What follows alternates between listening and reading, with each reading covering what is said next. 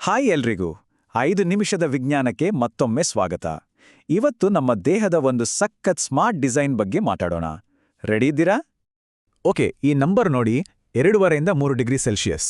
ಇದೇನಿದು ಸುಮ್ನೆ ಒಂದು ನಂಬರ್ ಅನ್ಕೋಬೇಡಿ, ನಮ್ಮ ದೇಹದ ಒಂದು ದೊಡ್ಡ ಬಯೋಲಾಜಿಕಲ್ ಪಜಲ್ನ ಕೀಲಿ ಇದು. ಬನ್ನಿ, ಇದರ ಅರ್ಥ ಏನು ಅಂತ ಡಿಕೋಡ್ ಮಾಡೋಣ. ಹಾಗಾದ್ರೆ ನಮ್ಮ ದೇಹದ ಕೋರ್ ಟೆಂಪರೇಚರ್ಗಿಂತ ಈ ಒಂದು ಜಾಗದಲ್ಲಿ ಟೆಂಪರೇಚರ್ ಯಾಕೆ ಇಷ್ಟು ಡ್ರಾಪ್ ಆಗಬೇಕು? ಅಷ್ಟೊಂದು ಮುಖ್ಯನಾ ಇದು? ಹೌದು, ಇದು ತುಂಬಾನೇ ಮುಖ್ಯ. ಬನ್ನಿ, ಯಾಕೆ ಅಂತ ನೋಡೋಣ. ವಿಷಯ ತುಂಬಾ ಸಿಂಪಲ್. ಸ್ಪರ್ಮ್ ಪ್ರೊಡಕ್ಷನ್ ಅಂದ್ರೆ ವೀರ್ಯಾಣುಗಳ ಉತ್ಪಾದನೆ ಅನ್ನೋದು ಬಹಳ ಸೆನ್ಸಿಟಿವ್ ಆದ ಪ್ರೋಸೆಸ್. ಅದಕ್ಕೆ ನಮ್ಮ ದೇಹದ ನಾರ್ಮಲ್ ಹೀಟ್ ಸರಿ ಹೊಂದಲ್ಲ. ಅವು ಸರಿಯಾಗಿ ಉತ್ಪತ್ತಿಯಾಗಬೇಕಂದ್ರೆ ಸ್ವಲ್ಪ ಕೂಲ್ ಆಗಿರೋ ಜಾಗ ಬೇಕೇ ಬೇಕು. ಸೊ ಇದೇ ನಮ್ಮ ದೇಹ ಸಾಲ್ವ್ ಮಾಡಬೇಕಾದ ಒಂದು ಪ್ರಾಬ್ಲಮ್. ಅದಕ್ಕೆ ಪ್ರಕೃತಿ ಕೊಟ್ಟಿರೋ ಸೊಲ್ಯೂಷನ್ ಏನ್ ಗೊತ್ತಾ? ಅವುಗಳನ್ನ ದೇಹದ ಮುಖ್ಯ ಭಾಗದಿಂದ ಹೊರಗಿಟ್ಬಿಡೋದು. ಎಂಥ ಬ್ರಿಲಿಯಂಟ್ ಐಡಿಯಾ ಅಲ್ವಾ? ಸರಿ, ಈ ಟೆಂಪರೇಚರ್ ಪ್ರಾಬ್ಲಮ್ನ ಸಾಲ್ವ್ ಮಾಡೋಕೆ ನಮ್ಮ ಬಾಡಿಯಲ್ಲಿರೋ ಆ ಬಿಲ್ಟ್ ಇನ್ ಕೂಲಿಂಗ್ ಸಿಸ್ಟಮ್ ಹೇಗಿದೆ ಅಂತ ನೋಡೋಣ. ನಿಜ ಹೇಳ್ತೀನಿ, ಇದು ಸಖತ್ ಇಂಟ್ರೆಸ್ಟಿಂಗ್. ಮೊದಲನೇ ಫೀಚರ್ ಸ್ಕ್ರೋಟಲ್ ಸ್ಕಿನ್ ಅಂದ್ರೆ ವೃಷಣಕೋಶದ ಚರ್ಮ. ಇದು ದೇಹದ ಬೇರೆ ಭಾಗದ ಚರ್ಮಕ್ಕಿಂತ ತುಂಬನೇ ತೆಳುವಾಗಿರುತ್ತೆ. ಏಕಂದ್ರೆ ಶಾಖ ಬೇಗ ಹೊರಗೋಗ್ಬೇಕಲ್ವಾ? ಇದು first line of cooling mechanism. ಈಗ ನೋಡೆ, ನಿಜವಾದ ಇಂಜಿನಿಯರಿಂಗ್ ಮಾರ್ವೆಲ್. ಬಿಸಿ ರಕ್ತ ತರೋ ಆರ್ಟರಿಗಳು ಮತ್ತು ತಣ್ಣನೆ ರಕ್ತವನ್ನ ವಾಪಸ್ ತಗೊಂಡು ಹೋಗೋ ವೇನ್ಸ್, ಇವೆರಡು ಒಂದಕ್ಕೊಂದು ಹತ್ತಿರದಲ್ಲೇ ಇರುತ್ತವೆ. ಒಂದು ರೀತಿ ಬಿಸಿ ನೀರಿನ ಪೈಪ್ ಪಕ್ಕ ತಣ್ಣೀರಿನ ಪೈಪ್ ಇಟ್ಟ ಹಾಗೆ. ಇದರಿಂದ ಬಿಸಿ ರಕ್ತ ಅಲ್ಲಿಗೆ ತಲುಪೋ ಮೊದಲೇ ಸ್ವಲ್ಪ ತಣ್ಣಗಾಗುತ್ತೆ. ಇದು ನಮ್ಮ ಬಾಡಿಯಲ್ಲಿರೋ ಒಂದು ನ್ಯಾಚುರಲ್ ಹೀಟ್ ಎಕ್ಸ್ಚೇಂಜರ್. ಆದ್ರೆ ಕಥೆ ಇಲ್ಲಿಗೆ ಮುಗ್ದಿಲ್ಲ. ಈ ಕೂಲಿಂಗ್ ಸಿಸ್ಟಮ್ಗೆ ಇನ್ನೊಂದು ಸ್ಮಾರ್ಟ್ ಕಾಂಪೋನೆಂಟ್ ಇದೆ. ಅದೇ ನಮ್ಮ ದೇಹದ ಪರ್ಸನಲ್ ಥರ್ಮೋಸ್ಟಾಟ್ ಥರ ಕೆಲಸ ಮಾಡೋ ಕೆಲವು ಸ್ಪೆಷಲ್ ಮಸಲ್ಸ್. ಆ ಸ್ಮಾರ್ಟ್ ಮಸಲ್ಸ್ಗೆ ಒಂದು ಹೆಸರಿದೆ, ಕ್ರಿಮಾಸ್ಟರಿಕ್ ಮಸಲ್ಸ್. ಇವೇ ನೋಡಿ ಆಕ್ಟಿವ್ ಆಗಿ ಟೆಂಪರೇಚರ್ನ ಕಂಟ್ರೋಲ್ ಮಾಡೋ ಹೀರೋಗಳು. ಸೊ ಈ ಕ್ರಿಮಾಸ್ಟರಿಕ್ ಮಸಲ್ಸ್ ಅಂದ್ರೆ ಏನು? ಇವು ತಾಪಮಾನ ಬದಲಾದ ಹಾಗೆ ವೃಷ್ಣಗಳನ್ನ ಮೇಲೆ ಕೆಳಗೆ ಆಡಿಸೋ ಒಂದು ಜೋಡಿ ಸ್ನಾಯುಗಳು. ಇಮ್ಯಾಜಿನ್ ಮಾಡಿ, ನಮ್ಮ ಬಾಡಿಯಲ್ಲೇ ಒಂದು ಆಟೋಮ್ಯಾಟಿಕ್ ಕ್ಲೈಮೇಟ್ ಕಂಟ್ರೋಲ್ ಸಿಸ್ಟಮ್ ಇದೆ. ಎಷ್ಟೋ ಅಮೇಜಿಂಗ್ ಅಲ್ವಾ? ಇದು ಕೆಲಸ ಮಾಡೋ ರೀತಿ ತುಂಬಾ ಸಿಂಪಲ್. ಹೊರಗಡೆ ಚಳಿ ಇದ್ದಾಗ ಈ ಮಸಲ್ಸ್ ಟೈಟ್ ಆಗಿ ವೃಷಣಗಳನ್ನ ದೇಹದ ಹತ್ರಕ್ಕೆ ಇಳ್ಕೊಳ್ಳುತ್ತೆ. ಯಾಕಂದ್ರೆ ಬಾಡಿ ಹೀಟ್ ಬೇಕಲ್ವಾ?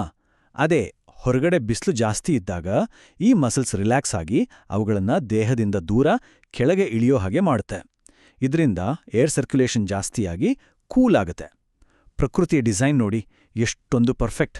ಸರಿ, ಈ ಸ್ಮಾರ್ಟ್ ಸಿಸ್ಟಮ್ ಬಗ್ಗೆ ಮಾತಾಡಬೇಕಾದ್ರೆ ಇನ್ನೊಂದು ಕಾಮನ್ ಆಗಿ ಎಲ್ಲರೂ ಗಮನಿಸೋ ವಿಷಯ ಇದೆ. ಅದೇನಪ್ಪ ಅಂದ್ರೆ, ಒಂದು ವೃಷಣ ಇನ್ನೊಂದಕ್ಕಿಂತ ಸ್ವಲ್ಪ ಕೆಳಗಿರುತ್ತೆ. ಯಾಕೆ ಹೀಗೆ? ಖಂಡಿತ ಈ ಪ್ರಶ್ನೆ ಎಲ್ಲರ ತಲೆಯಲ್ಲೂ ಬಂದಿರುತ್ತೆ. ಇದೇನಾದ್ರೂ ಪ್ರಾಬ್ಲಮ್ಮಾ ಅಥವಾ ಇದರ ಹಿಂದೆಯೂ ಒಂದು ಸಖತ್ ಸ್ಮಾರ್ಟ್ ರೀಸನ್ ಇದೆಯಾ? ಉತ್ತರ ಹೌದು, ಇದರ ಹಿಂದೆಯೂ ಒಂದು ವಿಜ್ಞಾನ ಇದೆ. ಬನ್ನಿ, ಆ ರಹಸ್ಯ ಏನು ಅಂತ ಈಗ ನೋಡೋಣ. ಉತ್ತರ ಒಂದೇ ಪದದಲ್ಲಿ ಹೇಳೋದಾದ್ರೆ ಸರ್ಫೇಸ್ ಏರಿಯಾ. ಯೋಚನೆ ಮಾಡಿ, ಎರಡೂ ಒಂದೇ ಲೆವೆಲ್ನಲ್ಲಿದ್ರೆ ಒಂದಕ್ಕೊಂದು ತಾಗಿಕೊಂಡು ಹೀಟ್ ಟ್ರ್ಯಾಪ್ ಆಗುತ್ತೆ. ಅದೇ ಒಂದು ಮೇಲೆ ಒಂದು ಕೆಳಗೆ ಇದ್ದಾಗ ಗಾಳಿಗೆ ಎಕ್ಸ್ಪೋಸ್ ಆಗೋ ಜಾಗ ಜಾಸ್ತಿ ಆಗುತ್ತೆ. ಇದರಿಂದ ಕೂಲಿಂಗ್ ಇನ್ನಷ್ಟು ಎಫಿಷಿಯೆಂಟ್ ಆಗುತ್ತೆ. ಹಾಗಾಗಿ ಈ ಅಸಿಮೆಟ್ರಿ ಅಥವಾ ಒಂದು ಮೇಲೆ ಒಂದು ಕೆಳಗೆ ಇರೋದು ಒಂದು ದೋಷ ಅಲ್ಲವೇ ಅಲ್ಲ.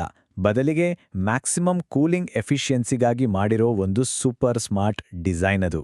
ಇದನ್ನ ಸೈಂಟಿಫಿಕ್ ಆಗಿ ಹೇಳೋದಾದ್ರೆ, ಕೂಲಿಂಗಾಗಿ ಲಭ್ಯವಿರೋ ಜಾಗವನ್ನ ಮ್ಯಾಕ್ಸಿಮಮ್ ಆಗಿ ಬಳಸ್ಕೊಳ್ಳೋಕೆ ಪ್ರತಿಯೊಂದು ವೃಷಣವು ತನ್ನದೇ ಆದ ಜಾಗದಲ್ಲಿ ಸ್ವತಂತ್ರವಾಗಿ ಚಲಿಸುತ್ತೆ. ಅಂದ್ಹಾಗೆ ಈ ಮಸಲ್ಸ್ಗೆ ಟೆಂಪರೇಚರ್ ಕಂಟ್ರೋಲ್ ಒಂದೇ ಕೆಲಸ ಅಲ್ಲ.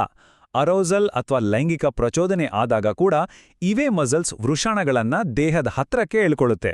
ಇದು ಪ್ರೊಟೆಕ್ಷನ್ಗಾಗಿ, ಜೊತೆಗೆ ವೀರ್ಯಾಣುಗಳನ್ನ ಆಕ್ಟಿವೇಟ್ ಮಾಡೋಕೆ ಸಹಾಯ ಮಾಡುತ್ತೆ.